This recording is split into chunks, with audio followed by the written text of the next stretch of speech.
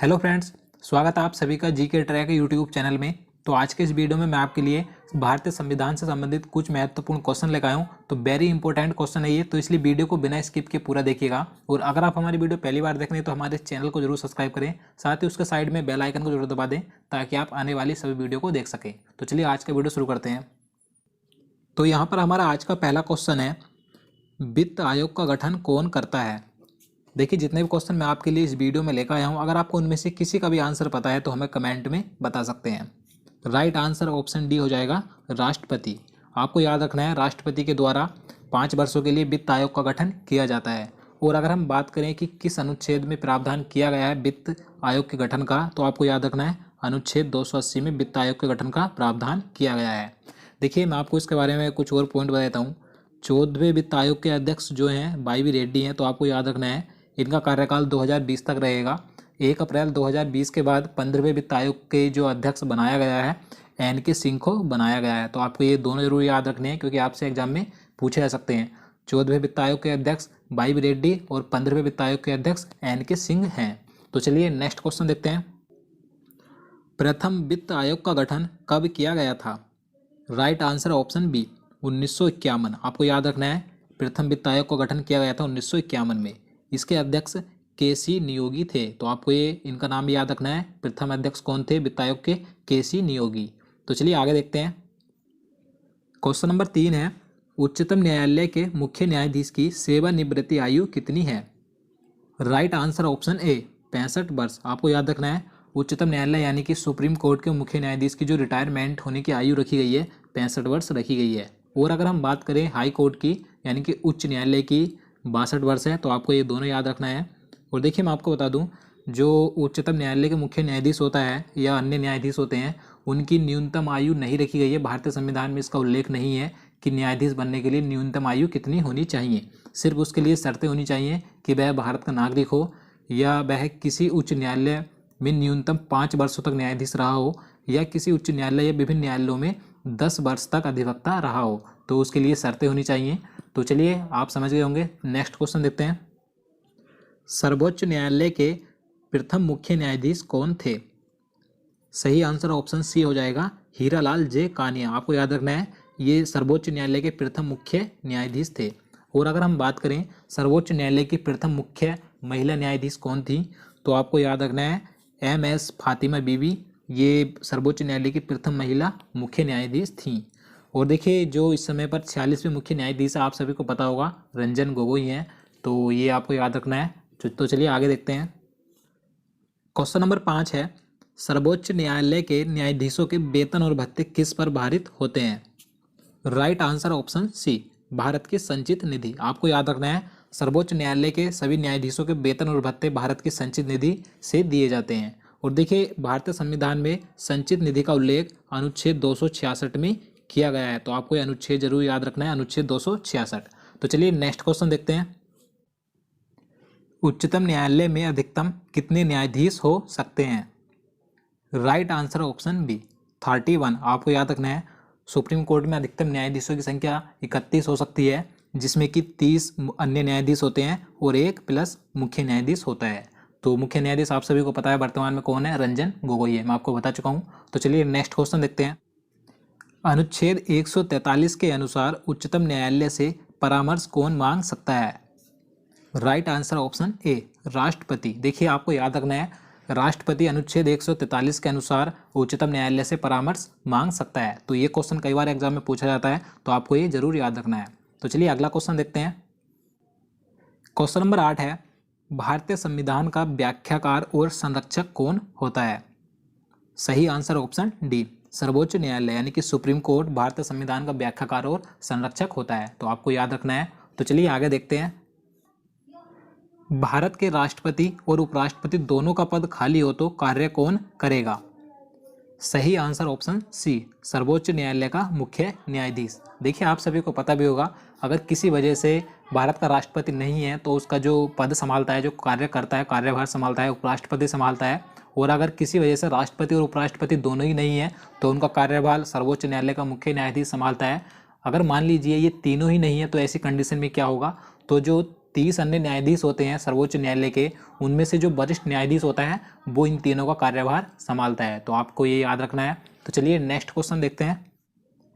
Question number 10 है, भारत के मुख्य न्यायाधीश कौन थे जिन्हें भारत के राष्ट्रपति के रूप में काम करने का अवसर प्राप्त हुआ था? सही answer option D, M Hidayatullah. आपको याद रखना है, ये भारत के ऐसे मुख्य न्यायाधीश थे जिन्होंने राष्ट्रपति के रूप में भी काम करने का अवसर मिला था। तो चलिए अगला क्वेश्चन देखते हैं। सर्वोच्च न्यायालय के न्यायाधीशों की संख्या बढ़ाने का अधिकार किसके पास है? सही आंसर ऑप्शन ए, संसद। आपको ध्यान रखना है, जो सुप्रीम कोर्ट होता है इसमें जो अधिकतम न्यायाधीशों की संख्या हो सकती है, मैंने आपको बता चुका हूँ 31 हो सकती है अधिकतम न्यायाधीशों की संख्या, तो इनमें वृद्धि करने का अधिकार सिर्फ संसद को दिया गया है। तो चलिए आगे देखते हैं।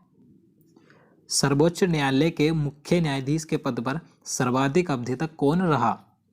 सही answer option B, Y B Chandrachud. ये सर्वोच्च न्यायालय के मुख्य न्यायाधीश के पद पर सबसे अधिक समय तक रहे, आपको ध्यान रखना है। और अगर हम बात करें सबसे कम समय तक कौन रहे थे मुख्य न्यायाधीश के पद पर, तो कमल नारायण सिंह। आपको ये नाम भी याद रखना है। तो चलिए अगला क्वेश्चन देखते हैं। क्वेश्चन नंबर 13 है, सेवानिवृत्ति के पश्चात सर्वोच्च न्यायालय के न्यायाधीश कहाँ पर वकालत कर सकते हैं? राइट आंसर ऑप्शन डी, किसी भी न्यायालय में नहीं। आपको ध्यान रखना है, सेवानिवृत्ति यानी कि रिटायरमेंट होने के बाद, यानी कि 65 वर्ष की आयु पूरी होने के बाद सर्वोच्च न्यायालय के सभी न्यायाधीश, यानी कि जो 31 न्यायाधीश हो सकते हैं सर्वोच्च न्यायालय में, ये कहीं पर भी वकालत नहीं कर सकते। तो आपको ये जरूर याद रखना है। तो चलिए नेक्स्ट क्वेश्चन देखते हैं। सर्वोच्च न्यायालय में न्यायिक कामकाज के लिए किस भाषा का प्रयोग किया जाता है? सही आंसर ऑप्शन बी, अंग्रेजी। आपको याद रखना है, सिर्फ अंग्रेजी भाषा का प्रयोग किया जाता है न्यायिक कामकाज के लिए सर्वोच्च न्यायालय में। तो चलिए अगला क्वेश्चन देखते हैं। क्वेश्चन नंबर 15 है, राष्ट्रपति और उपराष्ट्रपति के निर्वाचन में विवाद के मामलों को किसको प्रस्तुत किया जाता है? सही आंसर ऑप्शन सी, भारत का उच्चतम न्यायालय यानी कि सुप्रीम कोर्ट में पेश किया जाता है। अगर राष्ट्रपति और उपराष्ट्रपति के निर्वाचन में कोई विवाद हो जाता है तो उसके मामलों को सिर्फ सुप्रीम कोर्ट में पेश किया जाता है। तो आपको याद रखना है। तो चलिए अगला क्वेश्चन देखते हैं। प्रारूप समिति के अध्यक्ष कौन थे? सही answer option C, Bhimrao Ambedkar. आपको याद रखना है, ये प्रारूप समिति के अध्यक्ष थे। और देखिए प्रारूप समिति के जो सदस्यों की संख्या थी 7 थी। तो आपको ये संख्या भी याद रखनी है, हो सकता है आपसे एग्जाम में संख्या पूछ ली जाए। तो चलिए आगे देखते हैं। भारतीय संविधान को कब अंगीकृत किया गया था? सही आंसर ऑप्शन सी, 26 नवंबर 1949 को अंगीकृत किया गया था भारतीय संविधान। और अगर हम बात करें कब लागू किया गया था, तो 26 जनवरी 1950 को संविधान लागू किया गया था और अंगीकृत 26 नवंबर 1949। आपको दोनों याद रखने हैं। तो चलिए अगला क्वेश्चन देखते हैं। क्वेश्चन नंबर 18 है, भारत में संविधान दिवस कब मनाया जाता है? राइट आंसर ऑप्शन डी, 26 नवंबर। देखिए मैं आपको बता चुका हूँ 26 नवंबर 1949 को भारतीय संविधान पूर्णतः बनकर तैयार हुआ था, यानी कि इस दिन संविधान को अंगीकृत किया गया था। तो इसीलिए 26 नवंबर को संविधान दिवस मनाया जाता है। और देखिए आपको यहाँ से एक पॉइंट और ध्यान रखना है जो कि वेरी इंपॉर्टेंट है। 26 नवंबर 2015 को पहली बार संविधान दिवस मनाया गया था भीमराव अंबेडकर की 125वीं जयंती पर। तो आपको ये जरूर याद रखना है कि आपसे एग्जाम में पूछा जाए कि बताइए पहली बार संविधान दिवस कब मनाया गया था, तो 26 नवंबर 2015 को भीमराव अंबेडकर की 125वीं जयंती पर संविधान दिवस मनाया गया था। तभी से प्रत्येक वर्ष संविधान दिवस 26 नवंबर को मनाया जाता है। तो आप समझ गए होंगे। तो चलिए अगला क्वेश्चन देखते हैं। भारतीय संविधान को किसने लिखा था? सही आंसर ऑप्शन ए, प्रेम बिहारी नारायण रायजादा। यहाँ पर ये रायजादा है। देखिए इन्होंने भारत के मूल संविधान को लिखा था। और देखिए जो भारत का मूल संविधान है ये टाइप और मुद्रित नहीं है, बल्कि प्रेम बिहारी नारायण रायजादा के द्वारा सुंदर अक्षरों में लिखा गया था। देखिए भारत का मूल संविधान हिंदी और इंग्लिश दोनों भाषाओं में लिखा गया था। तो आपको ये सभी याद रखना है। तो चलिए अगला क्वेश्चन देखते हैं। संविधान के पृष्ठों को सजाने का कार्य किसने किया था? सही answer option B, Nandlal Bose. आपको ये नाम याद रखना है। देखिए इन्होंने संविधान के पृष्ठों को चित्रों के माध्यम से सजाया था। मैं आपको बता देता हूँ। देखिए संविधान में कुल 22 भाग हैं, तो इन्होंने प्रत्येक भाग की शुरुआत में 8 से 13 इंच के प्रत्येक भाग में एक चित्र बनाया था। तो इस प्रकार से इन्होंने कुल 22 चित्र बनाए थे। तो इन 22 चित्रों को बनाने में इन्हें कुल 4 वर्ष का समय लगा था। तो आपको ये सभी याद रखना है। तो चलिए अगला क्वेश्चन देखते हैं। भारत का मूल संविधान कहाँ संरक्षित है? सही आंसर ऑप्शन सी, संसद भवन। देखिए, प्रेम बिहारी नारायण रायजादा के द्वारा लिखा गया भारत का मूल संविधान भारतीय संसद पुस्तकालय में हीलियम से डिजाइन किए गए एक विशेष पात्र में संरक्षित किया गया है, तो आपको ध्यान रखना है। तो चलिए अगला क्वेश्चन देखते हैं। भारत का मूल संविधान कहाँ से प्रकाशित हुआ था? सही answer option D, Dehradun. Dehradun से प्रकाशित हुआ था भारत का मूल संविधान, तो आपको ध्यान रखना है। तो दोस्तों आज के लिए इतना ही। उम्मीद करता हूँ आपको वीडियो पसंद आया होगा। अगर आपको वीडियो अच्छा लगा हो तो लाइक जरूर करना, चैनल को भी जरूर सब्सक्राइब करना, और दोस्तों हमें कमेंट में जरूर बताना आपने इन क्वेश्चन में से कितनों का सही आंसर दिए। तो चलिए मिलते हैं नेक्स्ट वीडियो में, तब तक के लिए नमस्कार।